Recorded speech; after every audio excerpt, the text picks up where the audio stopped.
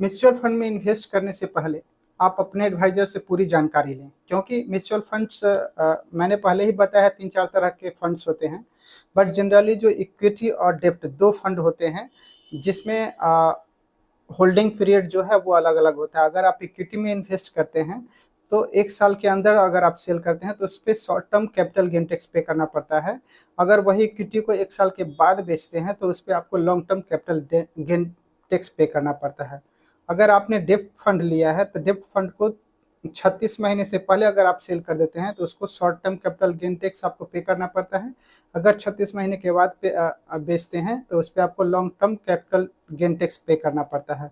तो ये डिफरेंसेस समझ के ही फंड चूज़ करके आप इन्वेस्ट करेगा, क्योंकि अगर शॉर्ट टर्म में अगर आप बेच देते हैं, तो उसपे आपको ये कैपिटल गेन टैक्स के अलावा अ, एग्ज़िट लोड भी लमसम 1% पे करना पड़ता है।